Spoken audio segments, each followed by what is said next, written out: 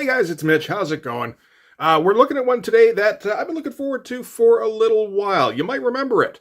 Not just I don't just mean the pose that Todd continually rips off of himself, I mean the issue. I'm sure anybody who read Spawn at the time remembers the Alan Moore written issue of Spawn. I know Todd does because it's one of the 3 or 4 issues from that first couple of years that he references constantly.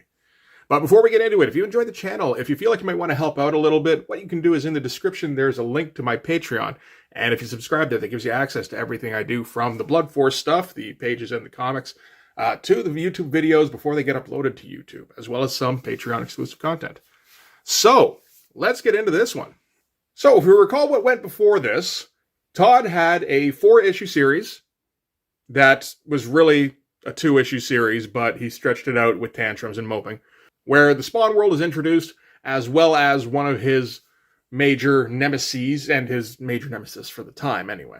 And then he had a single issue where Spawn dealt with Billy Kincaid, the ice cream truck killer, and then a 2-issue thing where Todd was scrambling madly trying to come up with something cool to fill 2 issues that would also make a cool toy design.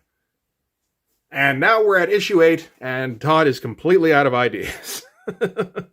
Well, partially this was planned in advance. So the thing with the Billy Kincaid story, from what I understand, is that was part of a collaboration between Todd and Alan Moore, where this issue was kind of the point. Basically, this was going to be Alan Moore's tour of hell in the Spawn world. So he basically just told Todd, from what I can recollect, to just come up with a guy who was bad enough to go to hell. So Todd went to the child killer well again, which it's a good choice if you want to come up with somebody who's pure evil. It's just by this time it's already old news from Todd, but it's not one he would visit too often. Well, that I read the first 17 issues and then I was out. I don't know. He might have gone back over again. Who knows? Certainly not I. I haven't even revisited those ones yet. But yeah, this is a cover that Todd loves, of course, and knows that everyone will recognize and want to get a copy of. I mean, it's the cover that sold 1 million copies of Spider-Man #1, right? And everybody wants to see Todd's version of Spawn in that pose. So, here you go. Here's another, 800,000 copies sold. Something like that, probably. And if this was the end of it, I think that'd be fine. But we keep seeing this pose get regurgitated. This and the issue 300 cover. It's like Liefeld with the New Mutants 98 cover or the New Mutants 87 cover, where he constantly has to spit out new versions of these like they're iconic covers or some shit. At least this one's original. You gotta give him that. So let's get into this. Yeah, it feels like it's been a little while since we hit Spawn. I don't think it's been that long, though. But, of course, we get the usual cast of all-stars, plus Alan Moore on writing duty, Todd on the art, Tom Orzechowski on the letters, which is great, and the man who made Image kind of stand apart from everybody, Steve Oliff, with all the optics. And what I've noticed looking through this is that when Todd doesn't have to write, he does get much more invested. It could be because this is an event thing, too. Over the next 4 issues, we're going to have 4 different celebrated writers. Well, kind of. We're going to have 3 different celebrated writers. And Dave Sim, who is celebrated in the right circles, at least at this point. Maybe not for much longer. I'm not sure which issue Cerebus is on right now. I think 186 is probably looming, though. Another thing about this, I'm not sure if you guys have ever seen an Alan Moore script. They are out there. I've seen the Killing Joke script, for instance. Alan Moore tends to write his scripts as long, rambling letters where he's filling in detail all over the place. Apparently his usual kind of process is to have a few communications back and forth with an artist and kind of get an idea about how much detail they need, theoretically, and then just kind of, spew information at them. So one of the things then is that Todd is going to get a whole bunch of direction on what to draw. And, it'll probably get Todd's imagination going. This is one of the better looking issues of Spawn going at this point. Maybe the best, even. It's not in competition with a whole lot, really, but, it is nice to see. So starting out, we're going to get a first person from Billy Kincaid, and it's a different voice than what we had the first time around in Spawn number 5. This one is far more coherent. The first time he seemed to be sort of a giggling psychopath, didn't have much vocabulary, kind of childlike. This one, he's more like an adult who makes conscious decisions to kill children. But I don't know, neither of them one really sits right for that kind of character, it feels like. So what we're going to get is, this is Billy Kincaid's brain. And he wakes up in this little pod after being formed for a little while. Meanwhile, while he's kind of gestating, he gets images of Spawn, because that's how he died. And we're going to get that throughout, where anytime he's unconscious, because you can fall asleep in hell, he dreams about how he died. And he's going to ramp it up for the 2-page spread. We get our traditional 2-3 spread to start with, which is nice. And Billy Kincaid essentially wakes up in the Matrix, if the Matrix world was even shittier than it was in the movie. And we get our title drop. In heaven, everything is fine. But we're not there, so let's keep moving. The only thing I know that song from is from Eraserhead, I believe, which is a movie I haven't seen, but I've seen clips of. So first thing, naturally, that Billy Kincaid does is he kills something so he can wear its skin, which is comforting to Billy. And we're not going to get the usual kind of Alan Moore tropes with the mirrored transitions. There isn't really much in the way of transitions in this one, because it's all pretty much centered on Billy Kincaid. And it is all that first-person narration, so we don't get any mirroring between what's being said and what's going on in the panel, other than, just pure description of the events. So this isn't some kind of complicated work that Alan Moore is going to try and pull off. This is, it feels like pure work for hire, and he's just going to have some fun with it. And, I'm here for it, to be honest. So, after he's killed the thing and eaten it, some fellow travelers appear so that we can have somebody for Billy Kincaid to interact with. And they don't seem like the kind of people who necessarily would have gone to hell, but, who knows in this world what constitutes a hell-worthy sin. Whatever it is, Billy Kincaid deserves to be there, at least. So they make their introductions, and they get on their way. And nothing super standout here. Nice panel kind of bridging the 2 pages, though. It's always kind of nice to see. And something I should try to incorporate more myself. And we're going to get a little bit of exposition. First from, what's her name here?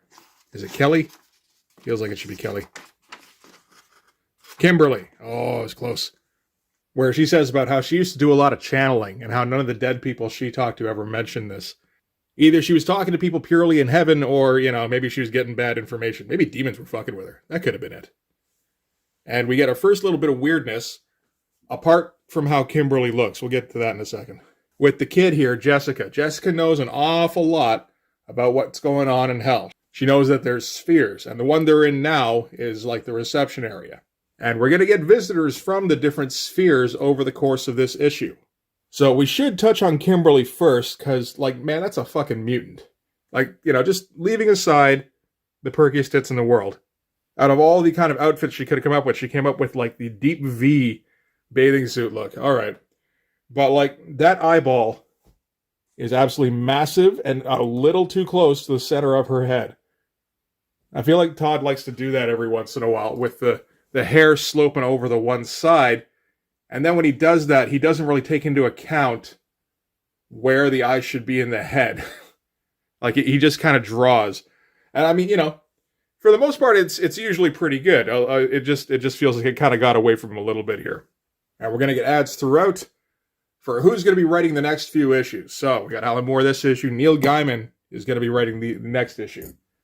And between those 2 books, I feel like that provides a whole lot of the mythology that Spawn is going to be working off of over the next, couple decades.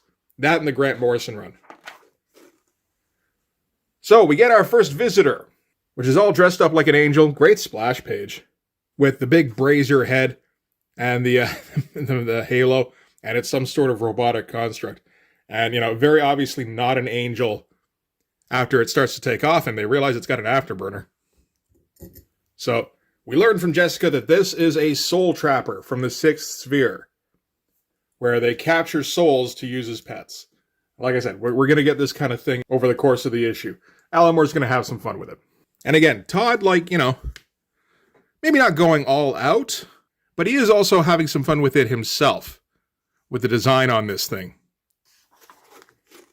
And we flip over for another splash.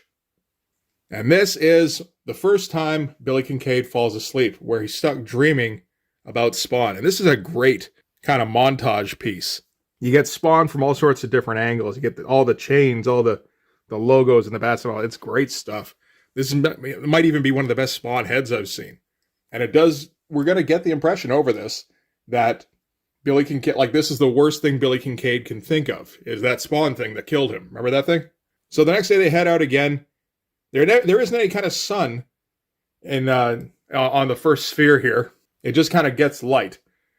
And while they're out on their walk, Larry here gets vaporized by something unseen.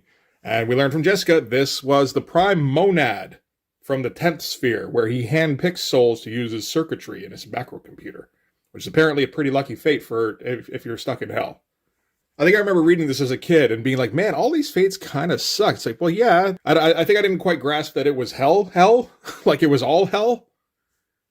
It does make you wonder what these other guys did exactly, like I said, but we're never going to find out. They continue on their journey. Next one to get snuffed is Bob, who recognizes somebody. Turns out it's Elvis, except it's not really Elvis. It's some sort of weird tentacle thing that likes to scoop up souls like Bob and use them like cocaine. Again, weird dialogue for Billy Kincaid, where he's like, Bob, don't go near it. That isn't the king. It's like, that does not jibe at all with the Billy Kincaid we've seen up till now. But, who cares? It's basically a different character at this point. As long as you keep the child killer element, that's really all that matters. And again, great shot here. Nice setup with the gross panel borders. You get all the eyes growing out of the coat here, and all the gross tentacle stuff. This is some great stuff. So now they're down to 3 of them. So it's Jessica and Billy and Kimberly. And Kimberly gets snatched up by a soul gourmet from the 3rd sphere. Again, fun-looking panel, although it maybe feels like Todd's running out of steam a little bit. It's okay, he'll pick it back up again. So night falls, and they're going to fall asleep again. We get another great montage scene for a full splash with, just harrowing shots of Spawn chasing Billy Kincaid through the dark. It's great looking stuff. This is the kind of stuff where you remember, oh shit, yeah, Todd really knows how to design a page sometimes. And he wakes up in a cold sweat. So when Billy wakes up like that, there's only one thing he can do about it. He's got to choke out a kid. Only it turns out he's been tricked, because what do you know? The kid that's been spewing all this information about hell wasn't really a kid after all. It was a demon in a kid shell, in a pretty awesome transformation here, where the head just kind of splits open and this gigantic demon starts just pouring out of it. Yeah, I love that shot. And turns out this is the Vindicator, one of the 5 famous Fleabag brothers.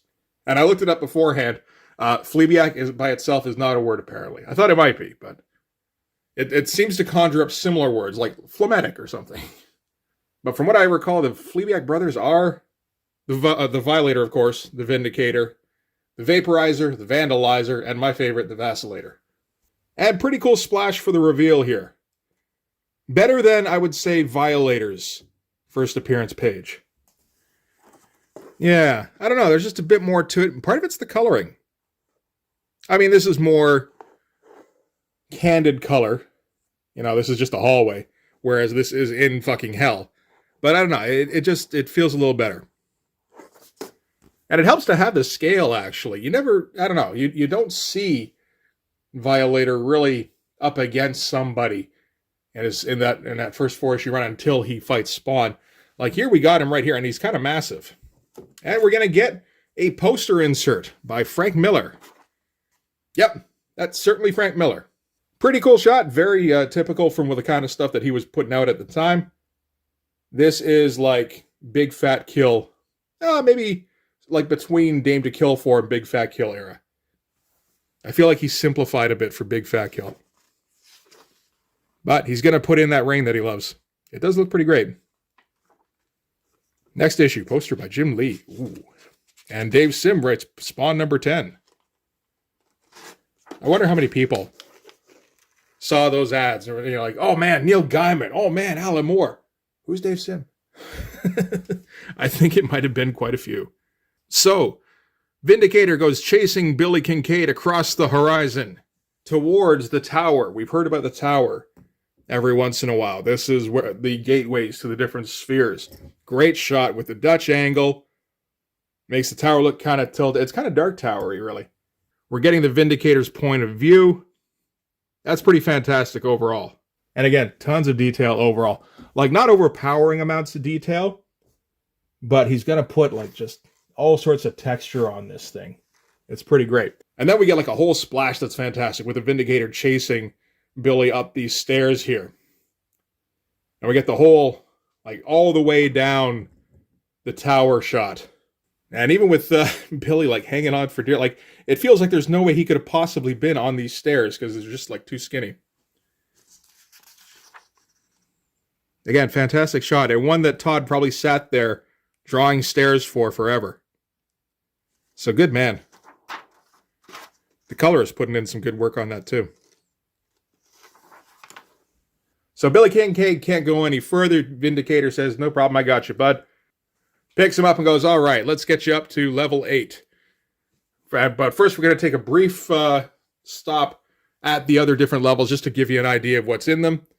I don't know how many of these were visited over the course of, the next 300-ish issues. I imagine it's probably a couple times. But we get Sphere 2, which is the home of hyper-intelligent ice shrimp soul trappers. Sphere 3 was the Soul Gourmet, as we recall. Sphere 4, apparently if you ended up there, you'd be used as a fuel rod. Sphere 5 was Elvis. Sphere 6 was the angel-looking thing. We find out the girl who got scooped up there, she's going to be singing gospel favorites in an electrified bird cage. And that's the fate she gets. Sphere 7, he's not even sure what it is. He just knows it's called Erebus. And we'll step back on that in issue 10. But he's a child killer.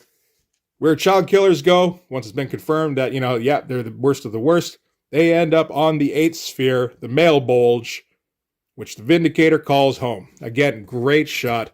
Vindicator's pretty expressive for a dude who's just a giant mouth and bug eyes. And fun stuff with the oversized lettering. And the male bulge is like typical hell. It's what you think of for hell. It's all fire and torture. But you're able to withstand the fire once you get hooked up with your slave gear, which is a symbiotic spandex bodysuit, which is the worst thing Billy Kincaid can think of course. And then we get a full-page splash as the suit tries to bond with Billy Kincaid. And it really is. It's exactly like one of the other splashes we got from the dream sequences, where he was just being attacked by the Spawn outfit. So there is one reflection from the rest of the issue that this is the first time we're kind of seeing it. But it's great stuff. And naturally, we're not going to feel bad for Billy at all. We know exactly who he is. And it kind of venoms onto him. And just, like little bits of liquid flying all over the place. Great stuff. And then we get Fat Spawn to end on. And Billy Kincaid gets ushered through the gates to meet his new buddies and, compare uniforms. And he's a sad boy about it. He says, man, the afterlife sucks. Nobody cares about good or evil. Nobody's got time for good or evil. We're trying to run a business here. And in the Vindicator's words, I tell you for nothing, the 2 words carved on marble in Hell's lobby ain't good or evil. It's 2 other words. And what they say is this: caca happens. And pretty good shot of the male bulge. Or male bulgia, I suppose. And all of the other spawns. So this is the army of spawns that Malebolgia has been building all this time. And that's how we're going to end. Nice little self-contained story that just coincidentally sets up a whole lot of mythology that Todd can sponge off of. And Frank Miller's going to write Spawn 11. That's a bit of a funny one. Todd does reference back to this and Spawn number 9 fairly often from what I've seen. I don't know if he references back to Spawn 11. I don't think he does, really. It's a little bit too Frank Miller. And we get nothing too interesting in the image info or the spawning ground. They're talking about Spawn Tour 93. They're talking about the Spawn/Image All-World Fan Club. And some mostly effusive letters, although Todd is used to writing a thing. What is it? He wrote a thing for Wizard where it was like an op-ed piece called Ego, fittingly. And I assume he's used to getting some backlash from that kind of thing, so maybe he's inviting more dissenting opinions. For instance, in this one, the writer complains about the level of violence in issue 6 and hates how Todd had to already relegate to Spawn using guns. I'm kind of with him on that one. And we get our con appearances and announcements. And 1963 is coming up with some pretty great creators, apart from Alan Moore. Steve Bissett, Rick Veitch, Dave Gibbons, John Toddleben, Don Simpson, and Jim Valentino. That's a pretty decent lineup. All right. So that's it for Spawn number 8. Again, it's a fun book. And it's nice to see Todd put in some effort. Again, maybe didn't completely open up the throttle, but definitely has been a ramp up from what he's been putting out up until this point. Issue number 1 feels like everything he had went into that, and then he didn't know what to do anymore. So these 4 issues, he gets to kind of reset and kind of stockpile lore before he moves on eventually. In issue, I guess 19, went with the Harry Houdini crossover. I guess that was the next thing, right? So yeah, next time we do a Spawn book, we'll check out number 9 with Angela by Neil Gaiman. So that'll be fun.